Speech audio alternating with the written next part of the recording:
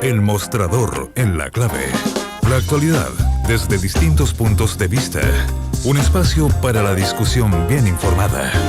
El mostrador en la clave. Con el equipo del Mostrador. Estamos al aire y ya tenemos el Mostrador en la clave. Tenemos a Federico Ayonón del Mostrador, por supuesto. Y tenemos a Mirko Macari también. ¿Cómo estás, Mirko? ¿Qué tal, Fernando? Buenos días. Muy buenos días. ¿Qué le parece a usted? Yo no voy a adentrarme en los detalles de las responsabilidades últimas o técnicas, pero ¿qué fragilidad se muestra cuando, por lo menos aquí en la región metropolitana, llueve un día y ahí se paraliza 27 comunas? Es impresionante además la falta de conciencia sobre la presencia ya irredarguible del calentamiento global y de la lentitud de autoridades público-privadas para actualizar, ¿no?, al país en todo lo que requiere para hacer frente a una cuestión que es una contingencia mayor. Es mayor, va a alterar nuestros modos de vida de manera decisiva y cada vez de manera, y estamos sin nuevos modelos de respuesta ante este tipo de requerimientos. Yo creo que de alguna manera el sistema de construcción de privatización de los servicios públicos tiene que ser revisado por cualquier autoridad que sea seria y actualizado para que efectivamente no sea un mero eslogan de marketing, sino que haya una cooperación público-privada y reitero, público-privada, que remarque el carácter público de estos servicios. O sea, no pueden ser las enormes ganancias de estas empresas, pues son enormes, ¿no? Aguas Andinas es de Aguas Barcelona, ¿no? Y tiene en Chile un nivel de utilidades que no tiene ninguna otra parte del mundo. Y que tienen votado la construcción de las obras que se requieren para que estos eventos que en el Cajón del Maipo se vienen repitiendo hace un tiempo no sigan causando esto. Son unos embalses que tienen que hacer arriba, caros por cierto, pero que son parte de el buen servicio que deben prestar. Yo me imagino el escándalo que habría si la Agua Andina fuera una empresa estatal, ¿no? Es decir, la construcción de un discurso comunicacional para demoler permanentemente lo público. Y esto no me identifica con lo estatal, porque creo que la decadencia de lo estatal en episodios como el Sename, ¿no?, demuestran justamente que hay que reconstruir la virtud de lo público desde un lugar diferente a quizás como se consiguió en el pasado, pero es imprescindible. Y los políticos no se oye más, de hecho políticos muchos de los cuales fueron financiados por Agua Andina. Es una de las empresas que más pagos a políticos registra dentro de los casos, ¿no?, que han sido ventilados. Se pagó a través de Agua Andina Jaime Aguirre y Mario Conca. En definitiva eran pagos para la campaña de Sebastián Piñera, para ejecutivos de su canal. No se pagaba Agua Andina reiteradamente mensualidades a Andrés Saldívar desde que salió del Ministerio del Interior en el gobierno de Michelle Bachelet. Él ha dicho que efectivamente prestaba servicios jurídicos, por favor, ¿no? Si esto no se trata de la legalidad de los montos, se trata de la construcción de redes, ¿no?, de poder político para que no se vean forzados justamente a hacer lo que tienen que hacer, que es la construcción de un servicio público. Un servicio requiere inversión y requiere otros criterios que van más allá de la mera ganancia o utilidad de la... A mí hay una cosa que me llama la atención y que yo creo que no va a ser exclusivamente una situación de Aguas Andinas, sino que yo creo que va a ser de un montón de otras, y que tiene que ver con la forma en que se asume el cambio climático. Hay bastantes formas de asumirlo. Una de ellas es decir, mira, tenemos que aumentar la fuente de acopio para enfrentar este fenómeno nuevo que lo tenemos ya verificado y que se viene. Ok. Y tú aumentas un poquitito el acopio. Te das cuenta que al año siguiente o subsiguiente se te quedó chico eso. Entonces empiezas a hacer una segunda fase, tal cual como lo explicaron en Aguas Andinas hace un ratito. Una segunda fase. La segunda fase queda obsoleta al segundo o tercer año y se hace una tercera fase. Independientemente de que eso te lo cobran a ti, independientemente de que eso te lo cobran una vez que se materializa la obra, te lo empiezan a cobrar en las cuentas de los consumidores. Lo que me sorprende es que, enfrentado a un fenómeno que debiera tener una visión de mediano y largo plazo, las respuestas son de corto plazo y son sucesivas. Bueno, aquí ahí tú estás tocando un tema que es medular, es decir, cuando el Estado privatiza un monopolio natural, es decir, no puede haber competencia en esto, ¿no? Porque eso sí que sería ineficiente. Tiene que ser una empresa la que presta el servicio de dar agua potable y de procesar el agua, recibir y procesar el agua servida. Y eso el Estado asigna una concesión, y ya voy a tocar el tema de las concesiones en época de Frey. Entonces, el Estado hace esto, pero no puede dejar a las leyes del mercado después de maximizar las ganancias. Tiene que concesionar preocupándose de que haya una cantidad de utilidades de la empresa máxima.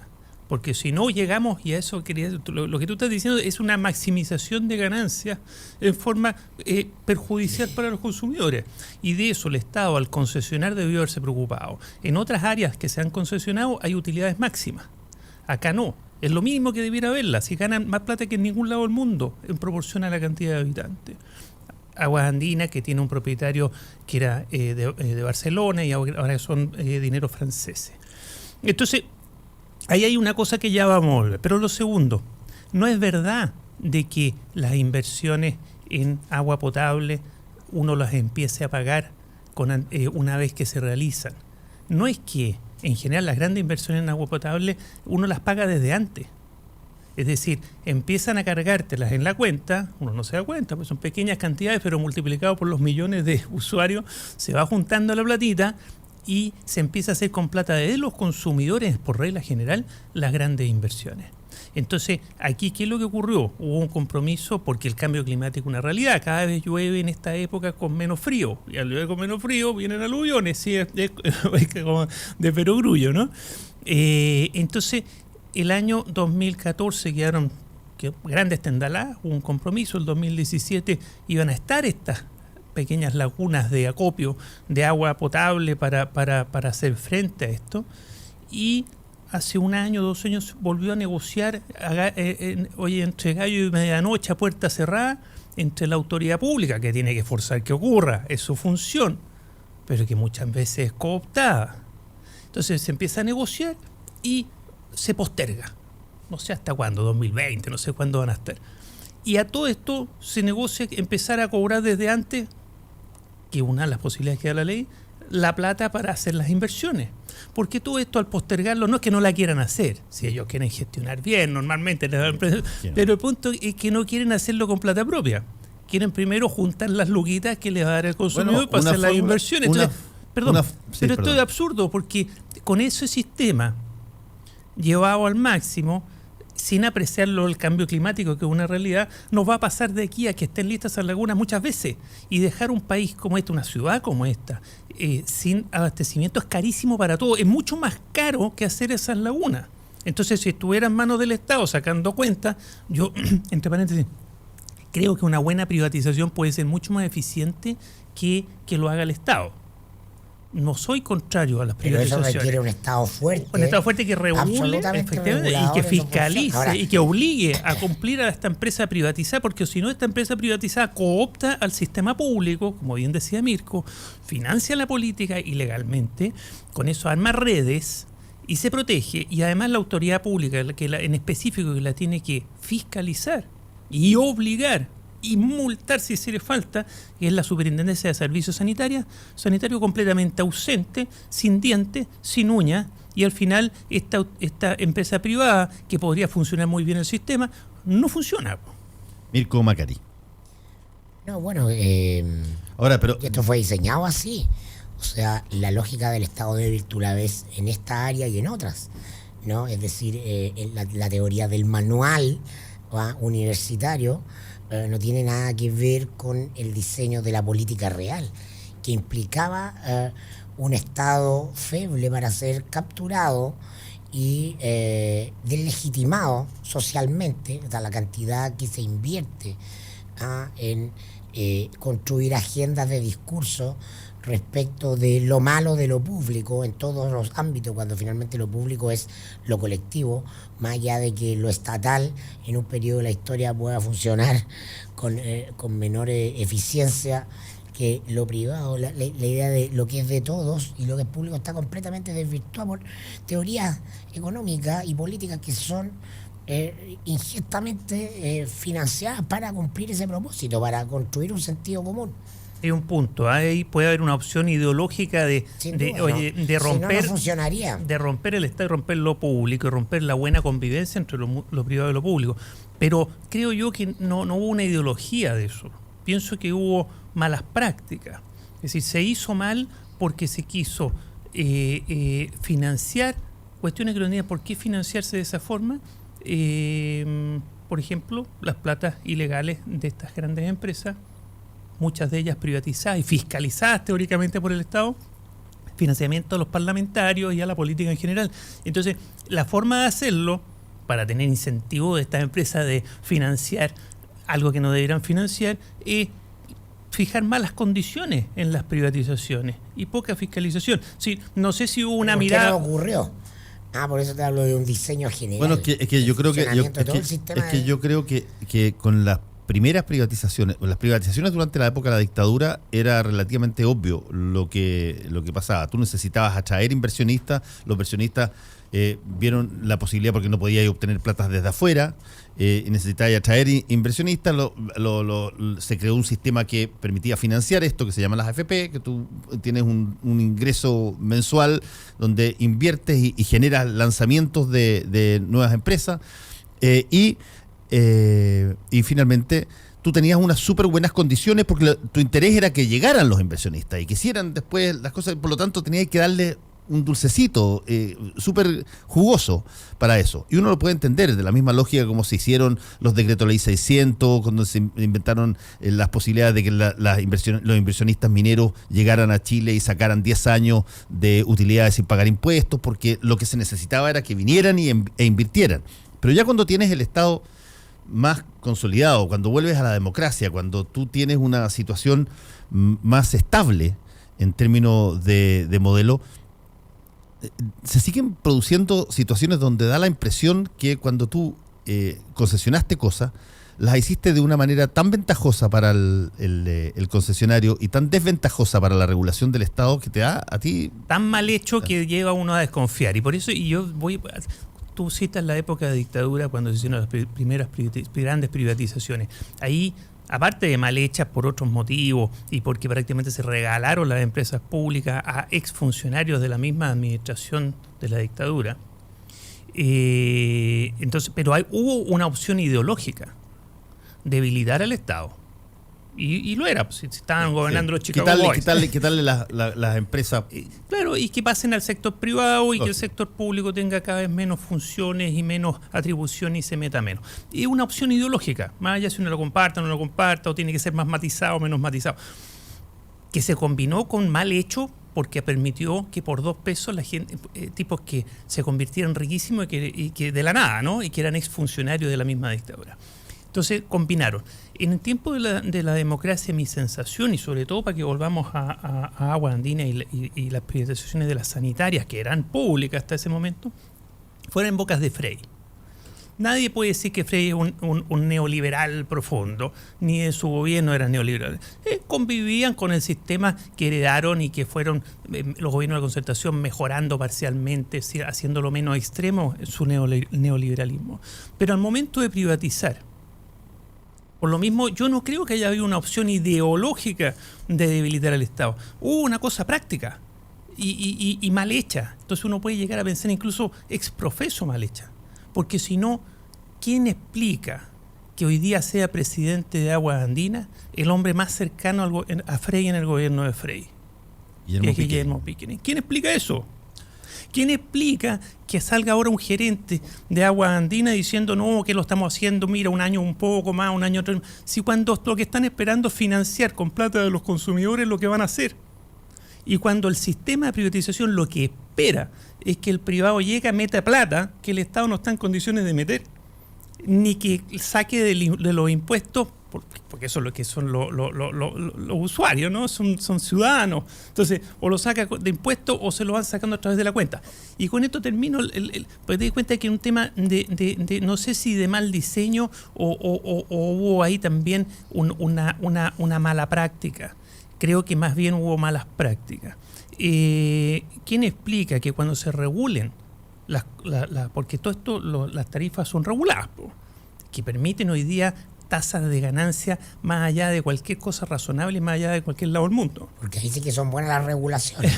Claro, ahí lo dejaron, oye, lo Claro. dejaron ganar. Pero ¿quién explica que solo participen en esas actividades, en ese momento de regulación que dura varias semanas, meses, hay todo un proceso, ¿no? Y traen expertos y extranjeros, chilenos, bla, bla, bla, bla. ¿Quién explica que solo estén representantes de la empresa y representante del Estado, donde está la autoridad reguladora, que en este caso es la Superintendencia de Servicios Sanitarios, completamente cooptada? Porque en los lados del mundo donde esto funciona un poco mejor, están los consumidores también. Sí, claro. Es decir, si no están los consumidores, está todo dado para que el león se coma al ratón, po.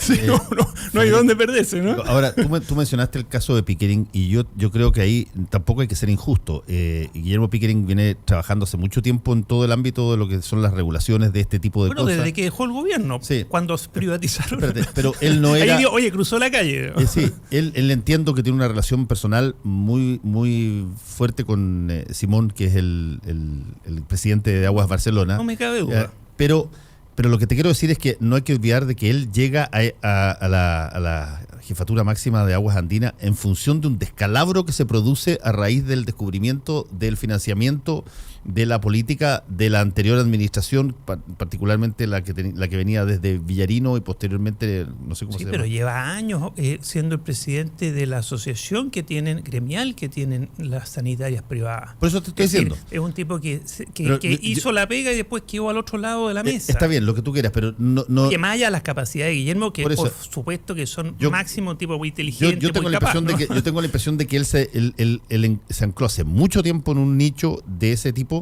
Un nicho que crearon ellos mismos. Por eso, pero mira, si no te estoy discutiendo el punto, lo que estoy discutiendo es si es que la asociación que tú hiciste entre Frey y él es una asociación que cumple para llegar al cargo en que está hoy día.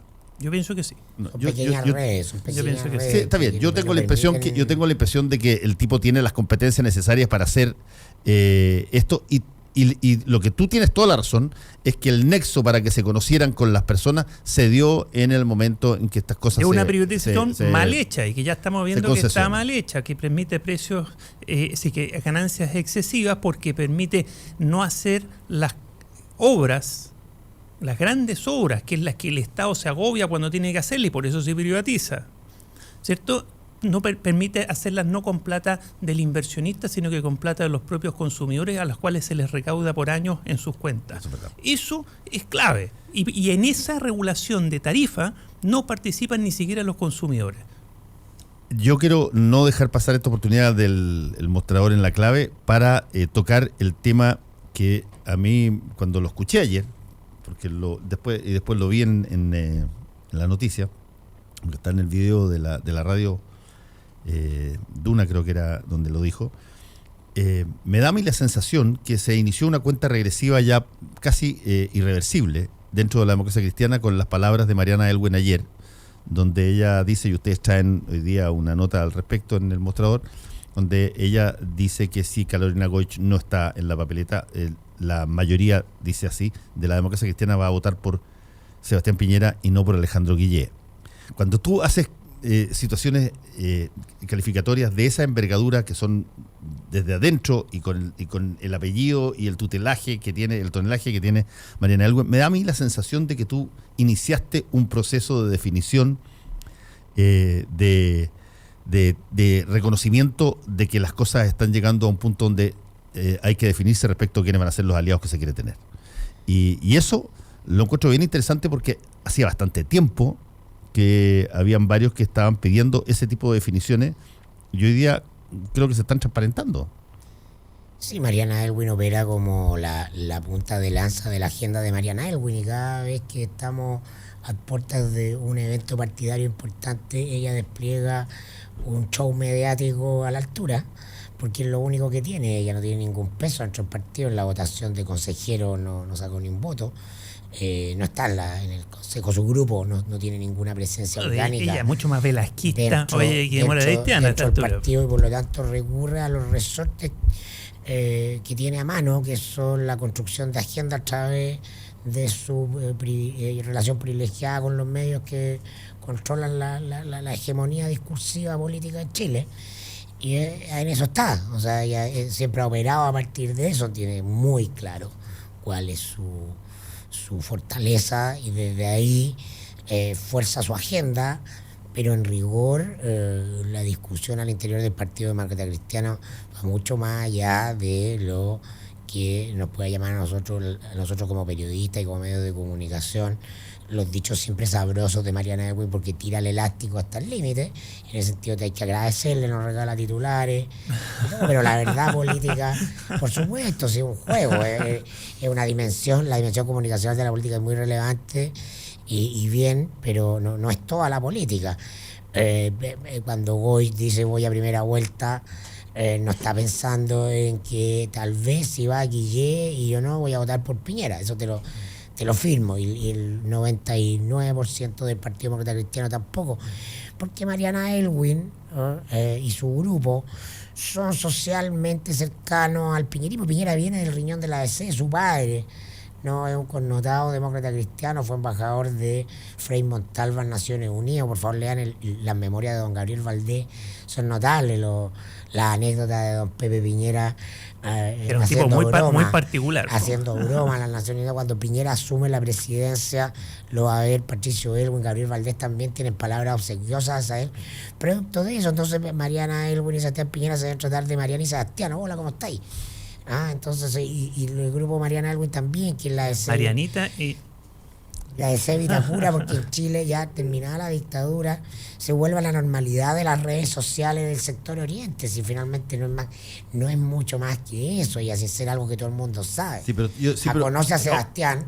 Sí, pero además, lo que Fernando dice es que, pero en el fondo lo que hay detrás de la conversación es que hay detrás de la democracia cristiana. Si sacamos a Mariana Elwin, que yo te encuentro la razón, que es una cosa anecdótica, que está más cerca del velasquismo, yo creo que no influye nada dentro de la democracia cristiana, pero están pasando cosas en la democracia cristiana que está en la nota de hoy. Eso es lo que yo creo que sería importante abordar.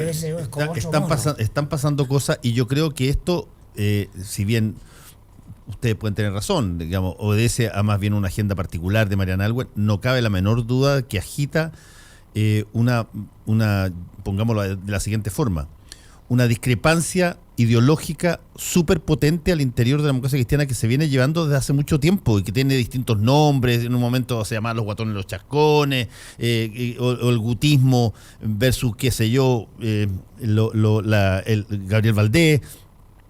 Pero lo que sí es cierto es que la anomalía de ser el único partido demócrata cristiano en el mundo, de estar asociado con la izquierda y no con la derecha, yo creo que está pasando una cuenta al interior que va a requerir más a la corta que a la larga un momento de definición al respecto. Y quizás se pueda... Yo pienso que no, fíjate, en eso no. Yo pienso que la democracia cristiana es un partido que está claramente en el centro político, centro izquierdo.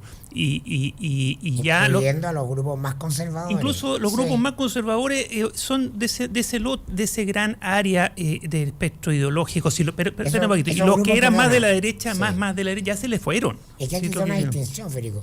Esos grupos son cercanos a la derecha social, pero nunca han sido cercanos a la derecha política. Exactamente. Entonces, por eso se da esa dualidad. ¿Cuál es la derecha social? No sé, por la derecha Cachagua. La que habla Mirko de Vitacura, Providencia, Las Condes. Cachagua, y al lado Andrés Velasco, y toman Pisco Sour con Genaro. Y eso sigue ahí. Y eso va a convivir, pero políticamente no se van a mover del lugar, porque ese es políticamente su centro izquierda, y se sienten cómodos. Mariana Elwin ya no está en la práctica, es marginal. De hecho, ha estado con Velasco hace tiempo, ¿no? Y lo que ocurre son otros los problemas. Los problemas son políticos. Y ahí Mirko nos puede deleitar con la nota de hoy. La Carola Goich, la presidenta el partido está haciendo un equilibrismo súper interesante de aquí a la Junta, porque su declaración de que ya va a primera vuelta tiene que ver con un convencimiento de un proyecto de construcción de fuerza en el mediano y largo plazo del partido. Porque para la primera vuelta falta muy poco, para la primera vuelta no le queda tiempo. Y entonces está enfrentando a la visión de corto plazo del mundo parlamentario, ¿no? Que quiere despejar cualquier duda de ir en una lista única dentro de la nueva mayoría. Entonces ella está estirando un poco el chicle para negociar. La primera vuelta, como lo hemos comentado acá, está más o menos descartada. Pero no significa que, la primaria está más o menos descartada, pero no significa que va a llegar hasta el final, aunque pueda hacerlo. Es decir, hay instancias previas de bajarse para negociar en las mejores condiciones más ventajosas esa lista parlamentaria, pero en el corto plazo el desafío de Carolina Goich es controlar al frente de diputados del partido, ¿no? Que está nervioso con sus declaraciones. Ella tiene que lograr estos días generar conversaciones, redes, acuerdos para cuadrar el círculo interno que se le agitó, además con el caso Rincón, porque Rincón tiene una defensa corporativa de los diputados. Con el diputado, no la el diputado Ricardo Rincón, sí, que tiene una defensa corporativa interesante, que le hace frente a Goich y que a ella la complica mucho, porque ella no tiene ni una opción como candidata si no toma una posición radical frente a Goich, porque el tema de género, el tema de la violencia de género es muy decisivo. Entonces va a tener esa pregunta, desplegándose como candidata, que es algo que todavía no ha podido hacer. Oiga, pero el señor Rincón, ¿por qué está ahí? Entonces, si usted no lo quiere, y el partido igual lo reafirma, ¿cuál es su poder dentro del partido? Está en una posición muy incómoda. Entonces, esos dos factores nosotros los explicamos en la nota de hoy, cómo en los próximos días de aquí a la Junta del 29 ella tiene que ser capaz de despejarlo, con el agravante que, a diferencia de Mariana Elwin, sí tiene peso interno en el partido, y mucho el diputado Fuad Chaín, que es un aliado histórico de Goich, ¿no? Y que es quien le está prestando mucha ropa a Ricardo Rincón, porque es parte de ese grupo corporativo de los diputados hombres. Claro, porque si uno lo quisiera sintetizar, está muy bien explicado por Mirko, pero si uno lo pusiera en pera y manzana, llegar a la primera vuelta con una Goich desplegándose puede favorecer al partido como partido y reperfilarlo y eventualmente tener un buen resultado si lo hace bien. Si no va a primera vuelta y va a primaria, no hay tiempo para perfilar ni a Goich ni a la democracia cristiana, le va a ir mal en la primaria, evidentemente mal, y puede incluso producirse un efecto que le llaman ahora efecto Rego, ¿no? Que la dejen sola y que le vaya pésimo. Pero paradójicamente, si optara el partido por esta segunda alternativa, puede mejorar su rendimiento parlamentario. Pero también hay soluciones intermedias. Claro, la intermedia es la que menciona Mirko, que es alargar la cuerda, cosa de que... Hasta agosto, que es el momento en que se inscriben las candidaturas presidenciales y parlamentarias. Pero en pera y manzana pero eso... pero tú dices que se alarga, pero finalmente no se presenta. Es una posibilidad. Claro, porque... Negociando. Carolina Goich no sube de los 2 puntos que tiene hoy día. ¿Va a ir a una primera vuelta para salir debajo de París y de Meo? No, pues eso es más ignominioso que perder la primaria ahora. Entonces todos esos factores están ahí. Pero lo más probable es que no ocurra eso, porque si tiene esa cantidad de meses se va a perfilar y la verdad tiene un partido ordenado, si es que lo logra ordenar, por supuesto. Pero las encuestas son demoledoras, porque tú tienes que Ricardo Lagos se tira a la piscina en 4 puntos y no se mueve de los 3-4 puntos. Pero yo aquí tengo una diferencia, con Mirko, histórica, de que yo pienso que Carolina Goich es más astuta y mejor política de lo que muchos piensan. Y pues, una diferencia de fondo. Federico confunde habilidad política, que la tiene y mucha, con el perfil mediático pop que es decisivo para despegar en una campaña. Yo creo que lo tiene. Yo creo que puede llegar a tener. O sea, tú dices, Federico, que tú percibes que Carolina Goich en el futuro se está haciendo, entiendo, el trabajo de campo de la CEP en estos momentos, así que se va a despegar un poco más. Yo creo que está cometiendo un error demorándose en un mayor perfilamiento, y se está demorando porque tiene líos dentro de su propio partido que está tratando de ordenar, ¿no? Pero si ella sale a la cancha y empieza a jugar, creo que tiene bastante más carisma que la que mucha gente piensa, y creo que despega. Oye, y de hecho ayer fue al matinal del Mega, o sea, y está empezando a salir. El político que va al matinal del Mega es porque quiere subir en la encuesta. Bueno, yo he mandado recado hace rato por otros medios. Oye, que tiene que empezar a mostrarse, porque si no, cualquiera de las dos estrategias le van a fracasar. Tiene que mostrarse. La sacaron de la negociación política ayer con excusa de que es incumbente, es decir, para no contaminarla con, lo que es cierto, con la politiquería. Lo que es cierto es que en el caso de Ricardo Rincón, lo que se resuelva ahí va a ser una situación bastante interesante respecto de Carolina Goich, porque si ella dice que no cree que debiera presentarse e ir a la reelección, y finalmente se presenta y va a la reelección, va a quedar bastante disminuida de respecto de su posición, creo. Por eso ahí se juega un todo o nada en la Junta si ella presenta una moción para que no pueda ir a la reelección Ricardo Rincón. Por lo menos comunicacionalmente ha sido súper clara ella de que está enfrentada a los órganos de decisión interna, al Tribunal Supremo, a la institucionalidad partidaria que zafó a Rincón. Es lo que tiene que hacer si el tema de género no tiene opción. Ella es mujer, es un tema de género muy importante y no puede sino jugársela. Al punto si le va a resultar. Pero si le resulta, va a salir fortalecida a pesar de que... Y en ese sentido sí, yo concuerdo con Federico que ella tiene muchas habilidades de manejo interno, ¿no? Entonces, pero no, si no despeja ese frente interno no puede saltar. Ahora, Mariana Elwin le pone pelo a la sopa mediáticamente a todo esto y de alguna manera también ayuda a Goich, yo en el sentido de que saca la atención el foco de la atención sobre ella y lo pone en otra parte. Muy bien, le agradecemos a Federico Llenón y a Mirko Macari por esta nueva edición de El Mostrador en la Clave. Nos vemos el lunes. Nos vemos. Chao. Actualidad con ojo crítico. Información